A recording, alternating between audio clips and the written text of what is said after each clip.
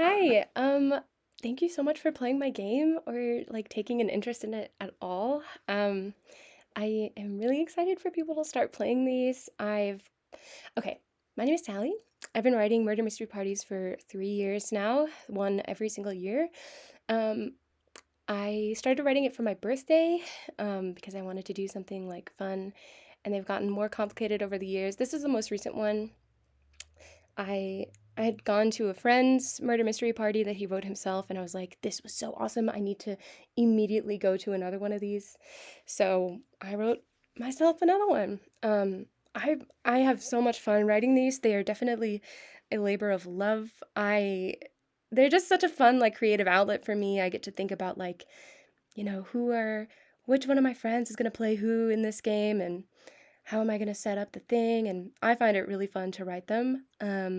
But not everybody has time to do that or wants to, and it certainly takes a lot of time. So I am making mine public via popular demand. People keep asking me, which is very flattering, to share these. So that's what I'm doing. This, like I said, is the most recent one for my 24th birthday. Um, it's kind of Greek god themed. It's technically just gods and goddesses theme. But obviously it's mostly the Greek ones. I do have Eminem is literally an option as somebody you could play as because he's rap god. So if you're looking for accurate um information or you're looking to like learn about Greek mythology, this is definitely not the source for that. If you're looking to be goofy and play a game based off of it, then this is definitely where to go for that. So, you're definitely in good hands. I know a thing or two about murder mystery parties. I have made this super foolproof, in my opinion. Don't be nervous, even if you've never been to a murder mystery. You can definitely do it. Um, so let's just get into it. Let's start learning how to play the game. Okay, so the first thing I wanted to show you was this document, which you'll find in the Google Drive that you've already seen if you got this far. The important PowerPoints and the party playlist. This is not my playlist, but I've been listening to it and I think it definitely fits the party vibe. So shout out to White Lily on Spotify for putting that together. Um, this invite is here. This is a place where you can fill in all your information and send to people. You could even mail it to make it a little more, I don't know, um, tactile, I guess, more analog. You don't have to include this little no flaking allowed thing. It's a little harsh, I guess. But I think it's important for people to know that when they agree to come to this party, they need to agree like 1000%. You don't want to have people being like, hey, I don't really feel like coming day of. You want people to make sure that they can come. Now, obviously, like, people can get sick and unknown, like, things that you can't predict are gonna happen, and that's fine, but you just wanna, like, control how many people are gonna be there as much as possible. You wanna have, like, numbers that are certain. So you don't wanna have people being like, yeah, I'll see if I can come, that sort of thing. It's not that kind of party. Um, so, and then also in here in the important document or the important PowerPoints, we have the beginning slideshow, which I'll show you in a minute, and then the what happened slideshow. So let's start with what happened. Okay, so this is, I imagine you'll use this at the end when people are like, I want to know like what the story was. You could also just give them, there's in the what happened document, there's like a TLDR version, which is like just a shortened, more succinct version of what happened. In my game, we had people like take turns reading slide by slide this information. So I'm actually going to let you read this yourself because I don't think you want me to sit here and read it to you. And then I'll kind of give you the TLDR version. So maybe pause and read it yourself. And then come back. So basically, Persephone is fed up with the people upstairs. She is growing to love Hades. She likes being in the underworld, and she is angry at how she had been treated before and how she's being treated now. She's angry in general at the major gods, and she's kind of wanting, well, she is wanting to start a revolution so that she can put herself in charge, and Hades, but mostly herself. And she's going to do it by causing confusion, by making the gods kind of using them against themselves. So the gods, people who've tried to overthrow the gods before have done it in a really showy way, maybe. And she is saying, like, I'm just going to cause confusion and let them do the hard work themselves. So, yeah. But if she's going to do a murder mystery, she might be a little bit threatened by this goddess Hudana, which obviously I made that up. But Hudana would solve the murder mystery in seconds because this is like her whole gig. She loves murder mysteries. So Persephone is like, we can't have that. We need to get rid of Hudana ASAP. And actually we'll find out that Hudana knew it was coming when we get to the clues. But I'll save that for later. So she gets the help of Aphrodite and the help of Hyacinthus, and then eventually also the help of her mother. And I assume that you read about like how exactly they helped. So now let's talk about how the game is going to work. So you will, like I said, start with the opening slideshow. Let me show it to you. This slideshow goes through each of the characters and shows their powers. I think it's helpful to do this to, like, as their character comes up, you can have people say, like, oh, I'm Sally and I'm playing Aphrodite and I know the host through, work or whatever. And they can also ask you questions at this point about their power, or if other people have questions about their power. And it's okay that everybody knows each other's powers. That's okay. Where was I? Okay, so you'll do that and let people know that, and it says this at the end of the PowerPoint, but all the powers are one-time use only unless it says otherwise. Like Zeus can use his power 3 times, but most people can only use once. So when the game actually starts, it's going to be pretty much a free-for-all because I love chaos. But so people are going to be using their powers on each other and looking for clues. As the game stands right now, I have it so like people just don't even have to tell you, the game runner, that they're using their power. But this whole game is very easily customizable, in my opinion, and you can make it so that people have to like do something when they're using their power to kind of let people know like when powers have been used. Like maybe something they add to their name tag or something like that. Or they could maybe need to get approval from the game runner in case, you're going to need that. So I guess just in general, the game is kind of written for a general wide audience, but it may need tweaking for kids or for older people or, it needs also like your inside jokes with your friends and, the personal touches that people like to see. So I definitely recommend like changing it up as you like. I advise you to make the game about an hour and a half or just an hour. It kind of naturally ends up being that way depending on how, motivated people are to figure it out. I don't think people will be polite to you, but I don't think people like paying attention much longer than that, truthfully. Like after an hour of like trying to figure something out, people are usually like, oh, just tell me the answer, like I want to know. So if you can, and this does take a little bit of skill, like help people towards the answer, but don't give it away to them. I like to, if somebody's looking at a clue, like maybe ask them a question about the clue that's kind of leading and can help them figure out the answer, but don't just give away the answer. Like it's not as fun for the player if you do that. But you might be surprised at how big of a clue you need to drop because people just overthink things. Very smart people. They overthink it. You never it's hard to tell like how much help a group is going to need. So yeah, you'll kind of just have to use your judgment in the moment, which that can be the tricky part, but I promise like it's not that bad.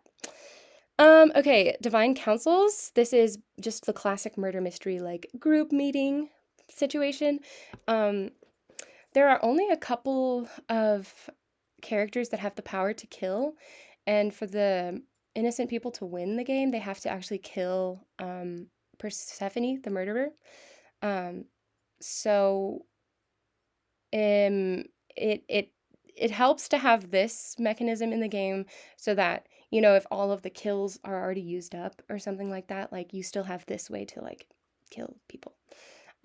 Which you have to kill the murderer to win. You can't just accuse them. So there could be a situation where like the four, you know, murderer and accomplices are left and there's only maybe two innocent people left and they figure out the answer, but they don't have enough votes to actually kill them off. So they would still lose in that case, technically. Okay. So that's a divine council. It's also a good time to like take stock of where we are in the game and like, okay, who's dead, who like, you know, who found this clue and who knows anything about this, and like I saw this person doing this, like explain yourself. I also recommend, you know, if you accuse somebody, give them like 30 seconds or so to defend themselves. Okay, when a character is killed, a couple of things need to happen. They immediately go to Hades. That's the first thing. So they go to Hades, and in mine, I have it so that they don't talk on their way, which can help with like, oh my gosh, this person just killed me. You know, it can kind of keep people more anonymous and add to the mystery. And it also is kind of cool, like you'll be playing the game and suddenly someone's walking by and they're not answering any of your questions, and you realize like, oh my gosh, they're going to Hades. So they'll go to Hades and they'll get laureled. This is just a way to keep track of who's dead and who's alive. I've found over the years with these games, like it can be a little annoying doing the whole like raise your hand if you're still alive thing. So the laurels keep track of the dead people. And it's just kind of fun theming too. For laurels, I used these from Michael's. I got 4 and ended up using 3. So you'll kind of have to use your judgment for how big your group is. You also do not need to get this if you don't want to, or you can get like whatever version of this you want. There also are like laurels you can buy, like actual laurel wreaths if you have, you know, a bigger budget than I did. You could totally do that. Or if you have like access to, I don't know, plants more than I do. But what you can do if you don't want to purchase anything is in the name tags document, which I'll talk about in a minute. I have these here that you can have people like attach to their name tags.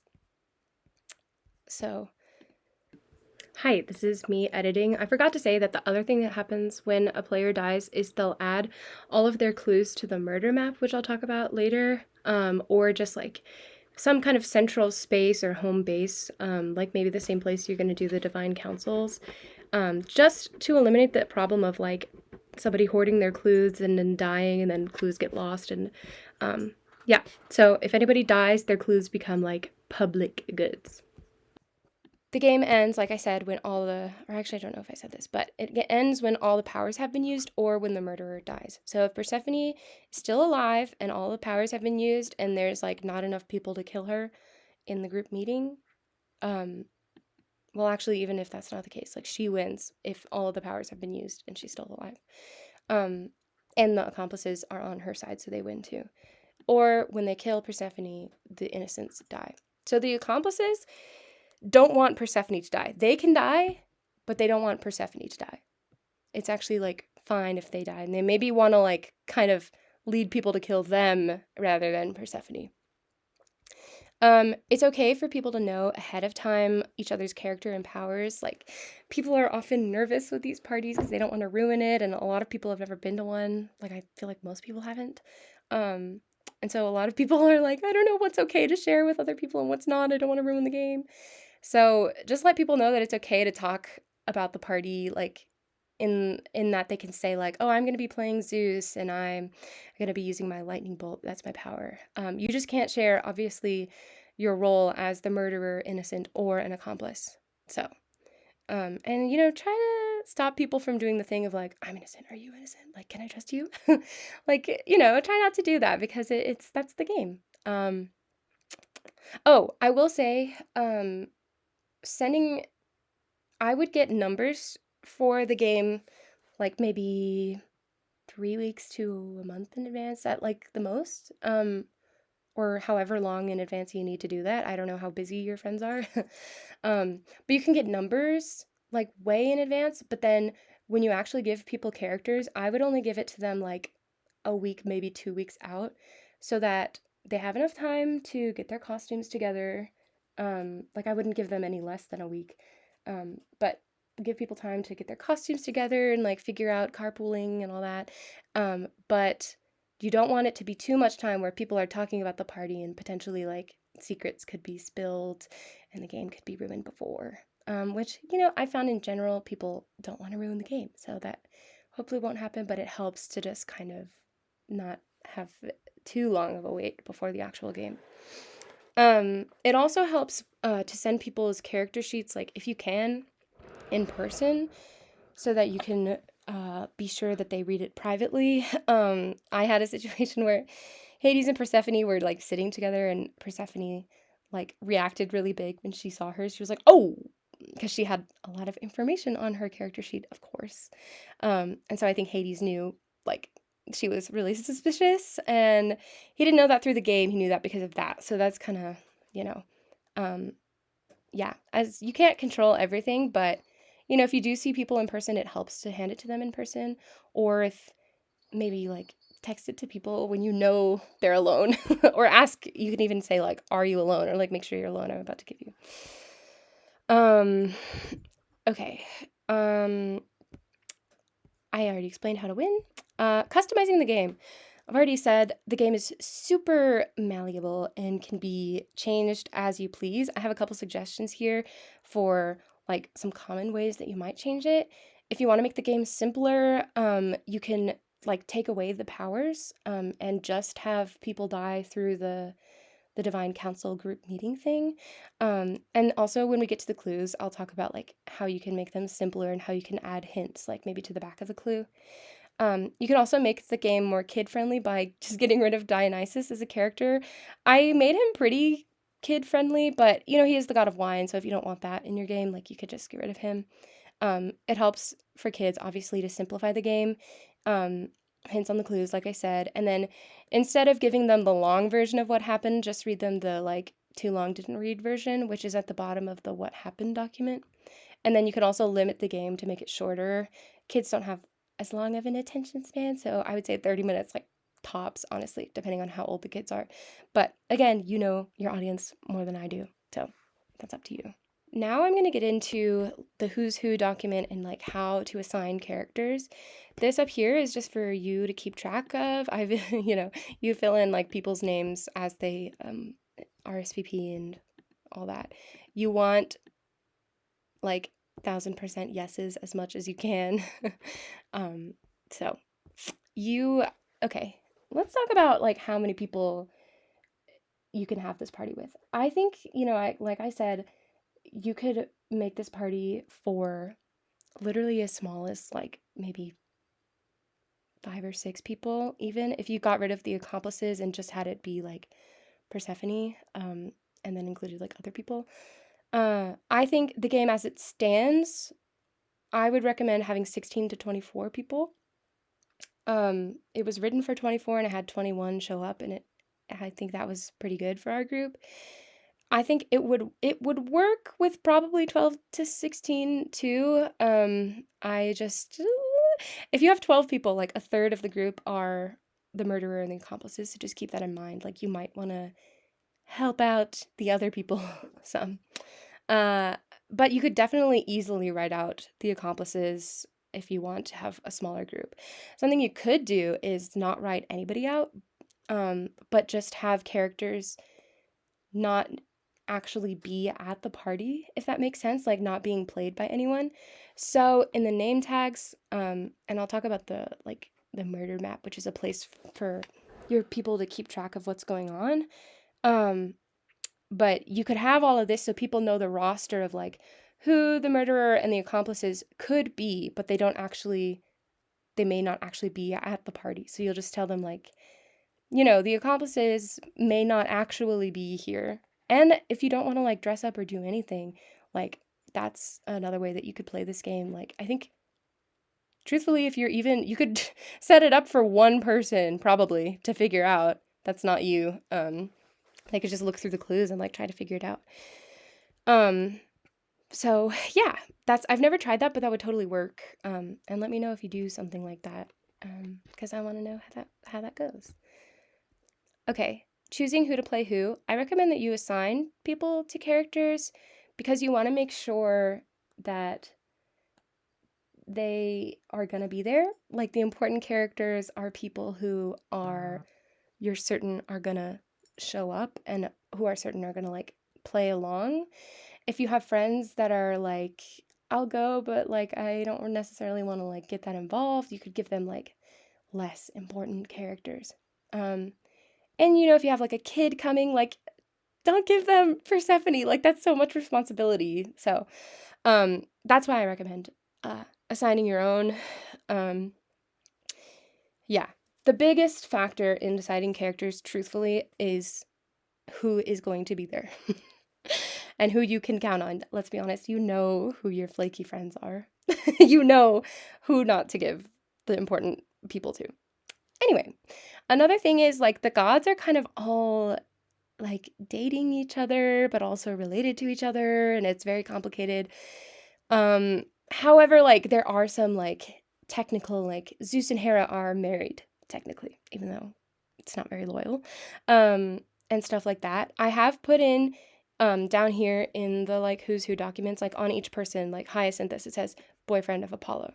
So like if you have like an actual couple, it might be cool to like have them play as a couple in the game, or just make sure it's people who are going to be comfortable playing as like a couple. Not that they have to like get that into it, but like you don't want to put like maybe two exes together or like marry off a brother and sister or something like that. This actually happened to me. I had before I knew my friends were together, I accidentally made them sisters in a game. So oopsies. Some things are unavoidable. Whatever. They laughed it off, and so it was fine. And then I just want to talk about like gender for a second. So you have quite a bit of power here, choosing who people are going to play as. So I think it's worth thinking twice about gender. Cross-dressing for some people is like fun and goofy and like not that big of a deal. But for some people, like it can be not fun at all and something they do not want to do. Like I'm thinking like you definitely wouldn't want to ask a trans woman to play as a male character. Like that's a pretty good example. I think like that would be obviously disrespectful. You may also have like, a dude bro who doesn't want to play as like a woman character, or something like that. So keep in mind, and I think it's totally okay, and you probably should ask people like, what gender do you want to play as?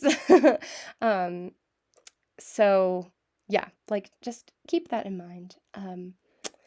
For non-binary friends, I looked up like non-binary gods. There are like pretty much, as far as I can tell, the gods like all kind of played with their gender and they're kind of all non-binary, truthfully. But some of them do identify pretty strongly as like man or woman. So I looked it up and a non-binary god that I found was Hermaphroditus. But I just felt like that was like a weird connotation that I did not want to put in my game. You could write them in if you wanted, or if you know any other non-binary gods, like let me know because that's all I could find. Like I said, I'm not like an expert on mythology, so my solution was Pain and Panic. And I did use like the cartoon Pain and Panic from Hercules. To me, those two are non-binary. So I think they're a good option for non-binary people. You could also like any of the gods could be changed to like goddess or godex or something like that to make it a little less binary. I think godex is a little bit corny, but that's like what I came up with as a gender neutral term. I don't know, you could just use like god for the whole thing and not like use goddess at all, and so then it would just everything would be kind of gender neutral, which I mean, or you could just use like goddess for everything instead of god. Up to you. If you can come up with a better moniker than Godex, by the way, let me know because I think it's really corny, but we do what we can, don't we? Okay, so I have a ton of information about all these characters, but the necessary ones are Whodunna, which will be you. You don't necessarily have to play as Whodunna or Whodunno or Whodunit if you want to change the name up to make it more masculine. You could, like, somebody else who ran this game played as like an oracle, which is like cool because that's like part of Greek mythology is like the oracle. So you could like rewrite it that way, and just have Whodunna be like a dead person who's not really in the game. You do need to have Persephone, Aphrodite, Hyacinthus, and Demeter if you're playing the game as it stands. If you're writing them out, then, that'll be up to you. So this has all their powers. I'm going to write in Aphrodite's later. I messed it up a little bit earlier. But it has, like, who they're, like, with or, like, related to, their role. I had a alignment system in this game previously, so that's why, like, some of them say, like, neutral or good or evil. Just ignore that. Or message me if you want to, like, include that in your game. Yeah. Anyway, yeah, so and then it has their power. So I'm going to go through actually the beginning slide where we go through all the characters. I think it's a little more visually appealing. And I'm just going to talk to you about some of the powers. I'm not going to read all of them because I think most of them are pretty self-explanatory. And of course, if you have questions, you can totally message me. Okay, so first off, I want to talk about Apollo. So he's somebody who has, like, if you want to get a blindfold, you can. You can also just ask people to close their eyes. So yeah, he's like one of those, like, if you want to, like, get supplies, then this is one of the supplies you'll need. And then Poseidon, in his character sheet, it actually says he has the power to kill a god, but then I thought it was fun to have, like, when he actually gets to the party, this part of the PowerPoint is going to say, like, nope, because your trident's been stolen. So, you can obviously change that up to make it so that he knows ahead of time if you want to, or you could give him the power if you want to.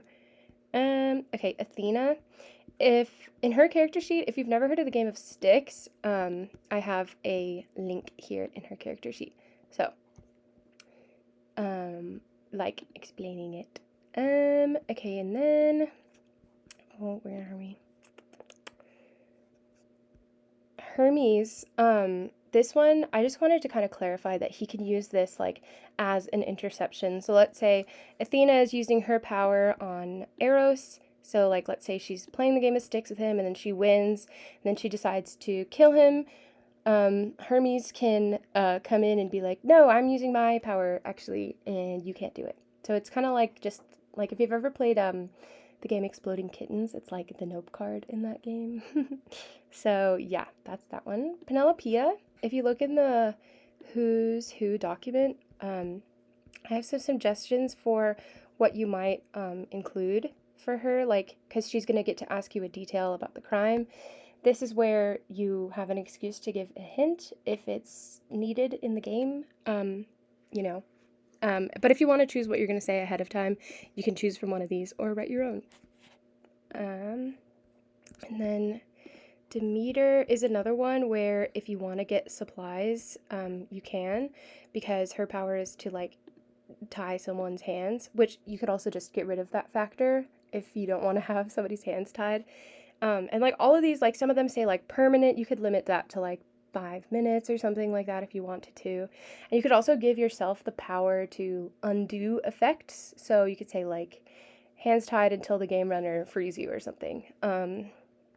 So that's Demeter. So Demeter and Apollo, and if you wanted to, for Circe, have, like, pig's noses, those are, like, some supplies you might want to get if you're gonna get extra supplies. And then I wanted to talk about Eminem. My Eminem actually did, like, a rhyming roast when he did the diss, so if you want to, like, tell your Eminem to do that, that can be kind of fun. I just thought it would be interesting to include. And then Hestia's power is a little bit complicated, so basically I say that, like, they only share everything from the clues they have seen just to protect, like, it's only things they learn at the party. It's not anything they have learned before the party. So nothing from their character sheet, if that makes sense. So, like, if she did this to, like, Persephone wouldn't have to tell her, like, I'm the murderer. It would just say, like, oh, well, I found these clues. So this is maybe a good one to use if somebody's like hoarding clues. You can like have Hestia come do her thing.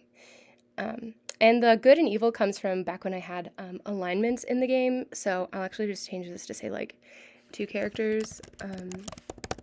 So yeah, that's all the characters. And then of course at the end here we have these slides like explaining everything. And this little begin slide. So like right here is maybe where you want to be like, any last minute questions before you hit that one. Okay, now we're going to talk about the clues. So it's in here and it's just under a document called clues. I'm not going to take you through all of these because I've written like kind of little explanations for them. As always, you can message me though if you have more questions about them. But yeah, basically these clues kind of spell out the narrative that like the minor gods are not happy and they want to overthrow the major gods and they need to start with Hudana. The one thing about this is I made it so that Hudana was kind of in on the whole thing, like she knew her death was coming, but this is like her whole gig. She's a murder mystery goddess, so she didn't want to get in the way of the party, so she was like, I'll die. I'll go down for this cause. And I'll kind of, help things from the afterlife. Maybe you could write it in that she like faked her death or something.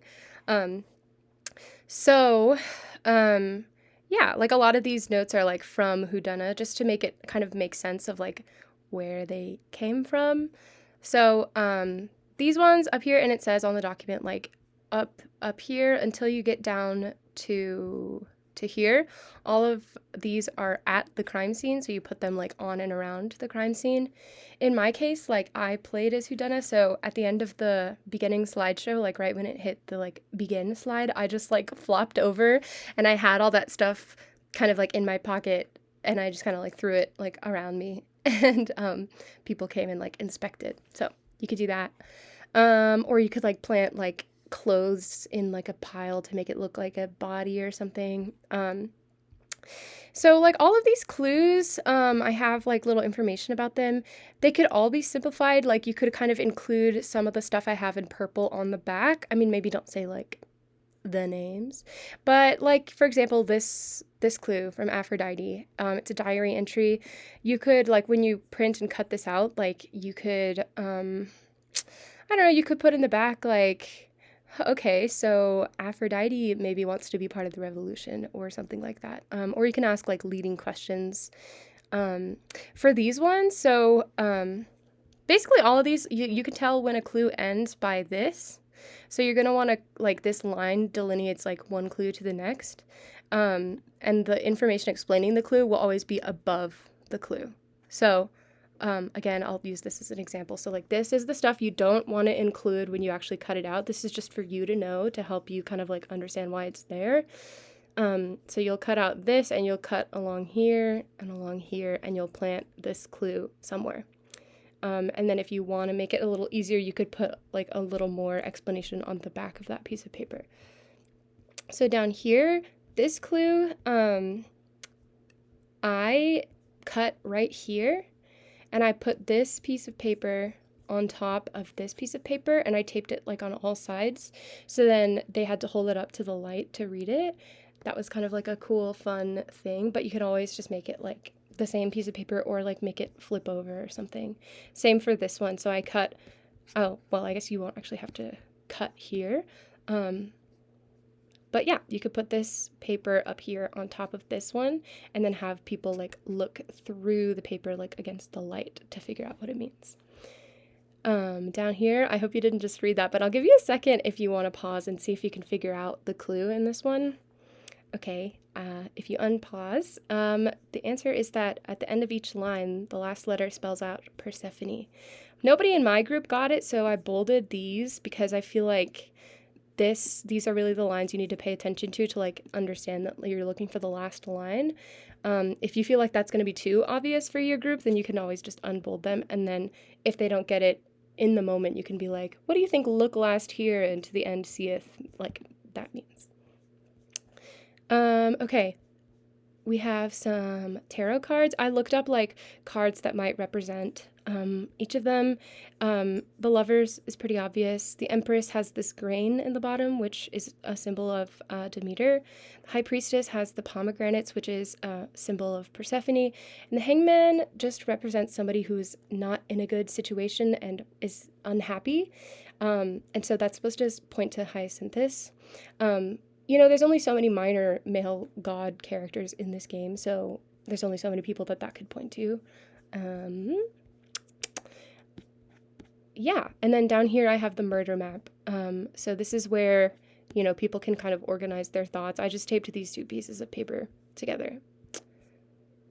So now let me make sure it's still recording. Let's quickly go over the character sheets, and then that's it. You're ready to go. So the character letters are all in here. Again, you'll need to copy and paste these and make them your own and put them in a folder.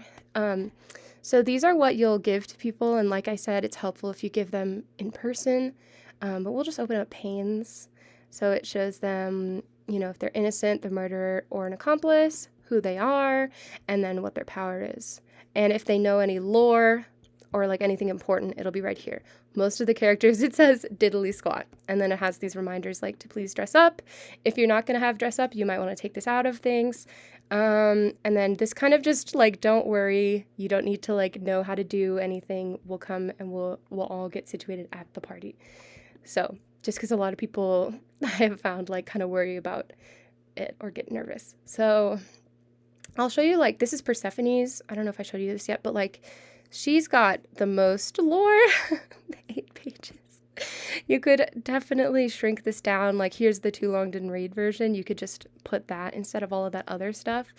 But I'm just going to leave this here in case you do have somebody who gets really into it and wants to read all this. I made my friend read all of it. So, yeah. I think that's pretty much it. I hope that you enjoy playing this game as much as I enjoyed like making it. Please tell me how it goes if you decide to run it, and feel free to ask questions. And if you like customize it in any way or make up any cool rules, like I would also really like to know those. So that's gonna be it for me. Bye.